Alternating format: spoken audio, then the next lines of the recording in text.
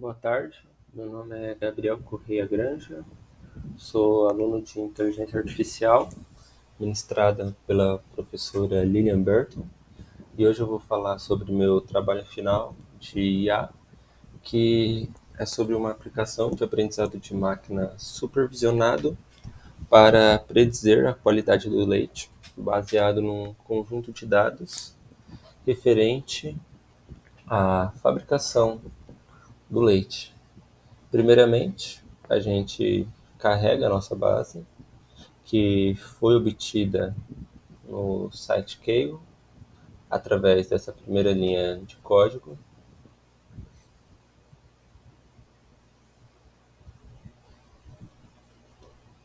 Carregado a nossa base de dados, temos uma pequena visualização dela aqui dentro do Colab.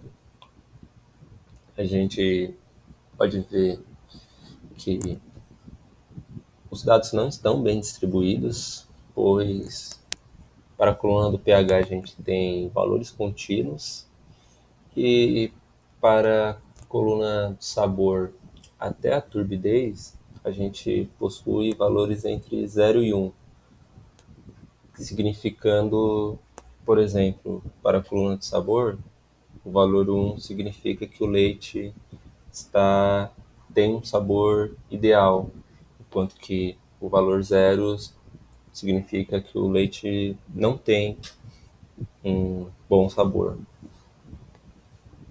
E a mesma coisa vale para as outras colunas. Além disso, a gente também tem a coluna de qualidade com valores definidos como right, low, medium, que significa se o leite possui uma qualidade alta, uma qualidade baixa ou uma qualidade moderada. Visto isso, partindo para o restante do nosso código, a gente tem a importação de nossas bibliotecas que serão utilizadas, sendo a biblioteca Panda para manipulação de arquivos, a NumPy para manipulações algébricas, Matplotlib e Seaborn para plotagem de gráficos, a biblioteca Warn para filtrar os avisos, a biblioteca Skylearn, que é onde está os nossos 3 algoritmos de aprendizado de máquina e também funções para o pré-processamento de dados, e a biblioteca Time, que será utilizada para verificar o tempo de execução. Logo, a gente carrega o nosso dataset, faz a leitura dele, e nisso a gente tem uma descrição dos nossos dados. Para o nosso dataset, a gente tem 1059 linhas de dados para um total de 8 colunas. E, como já foi visto, as nossas colunas são pH, temperatura, sabor, odor, a gordura, turbidez, cor e a qualidade do leite. A maioria desses dados são do tipo inteiro, sendo apenas o pH do tipo float e apenas a qualidade do tipo objeto.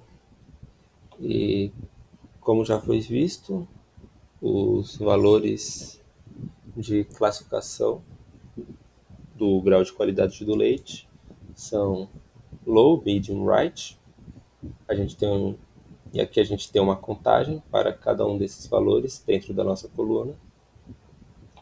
Em seguida, a gente tem uma descrição estatística dos dados, que além de fazer a contagem para cada uma das colunas, também realiza a média, desvio padrão, encontra os valores mínimos e máximos e separa os devidos quartis, números de quartis, para cada uma das colunas.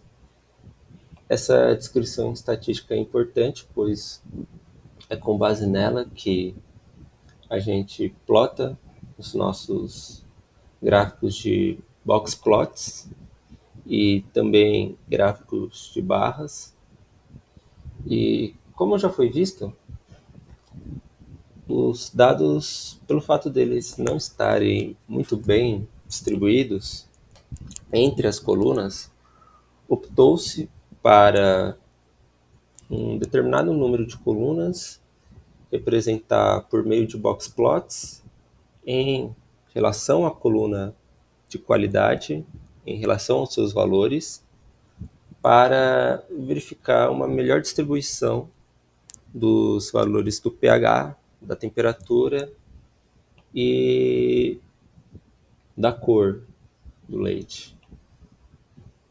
Assim, também optou-se para o restante das outras colunas representar por gráfico de barras em relação também à coluna de qualidade, pois nisso a gente pode observar melhor a contagem de valores zeros e uns, por exemplo, em relação aos valores de uma qualidade alta do leite. Por exemplo, quantidade de valores 1 para a coluna sabor em relação a uma qualidade alta que a gente tem.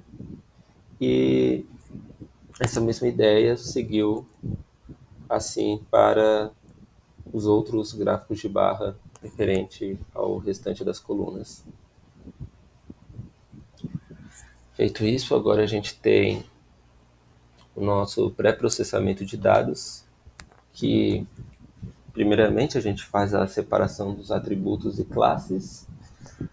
Os atributos vão ser praticamente todas as nossas colunas, com exceção da coluna de qualidade, pois ela será definida como a nossa classe. Aqui a gente teve uma amostra das colunas de atributos, aqui a gente tem uma amostra da nossa coluna de classe.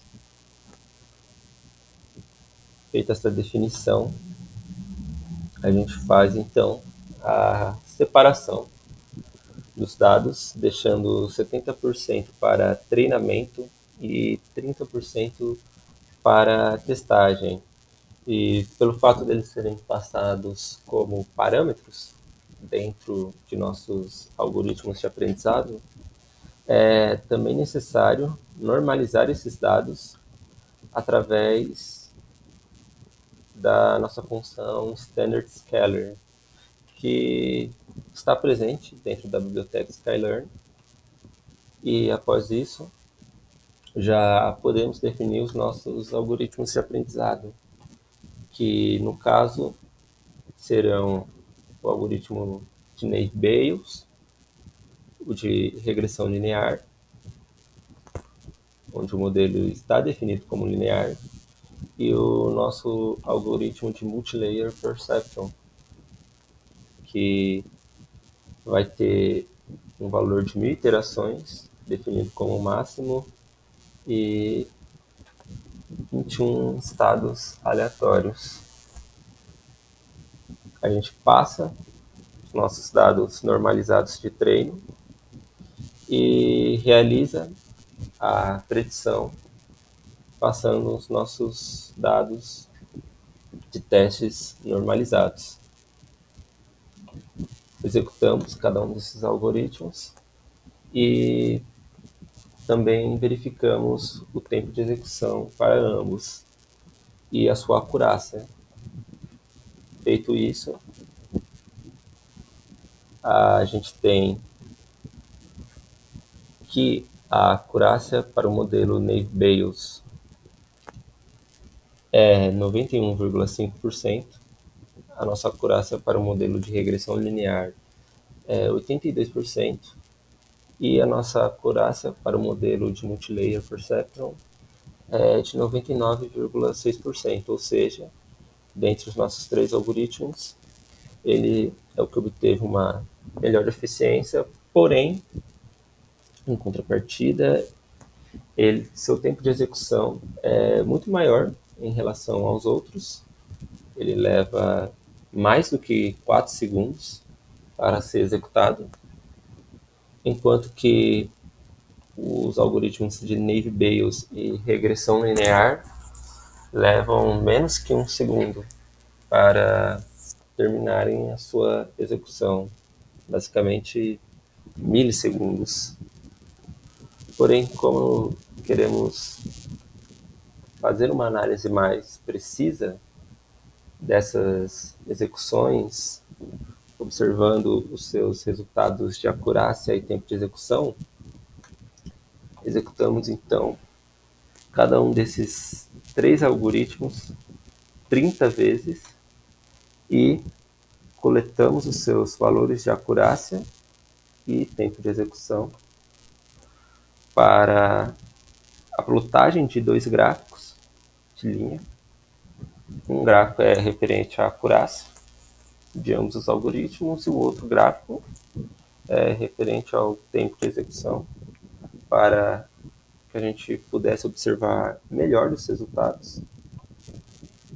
E nisso a gente tem que o valor de acurácia durante essas 30 execuções permaneceu-se constante para ambos os algoritmos, indicando então que o algoritmo do modelo MLP possui realmente melhor acurácia, próximo de 1 até, e o Naive-Bayes não, o de regressão linear é o que possui a pior acurácia. O Naive-Bayes ele possui uma acurácia moderada.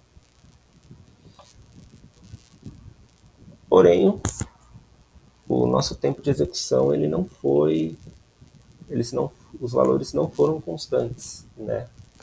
Apresentamos bastante oscilações, principalmente no modelo MLP, porém, mesmo assim, ele continuou com um tempo de execução maior em relação aos algoritmos de Naive-Bayes e regressão linear. Ambos esses 2 algoritmos, em certas execuções, possuíram tempos quase equivalentes ou equivalentes assim. Bom, finalizando então essa parte da nossa aplicação, além disso, também temos a descrição de todo o nosso experimento dentro do artigo produzido para um trabalho final, onde relatamos alguns dos trabalhos que serviram de inspiração para esse projeto e ajudaram na implementação. Explicamos a nossa metodologia que utilizamos para realizar esse experimento e também falamos de como foi a análise experimental, passando por temas como a descrição do nosso conjunto de dados, a configuração do nosso ambiente, que é o Google Colab, e a linguagem que utilizamos, que foi Python, na versão Python 3. E também falamos sobre os resultados obtidos e discutimos sobre eles para, enfim, chegarmos à nossa conclusão. E, bom, é isso. Agradeço a todos e eu termino a minha apresentação por aqui. Muito obrigado.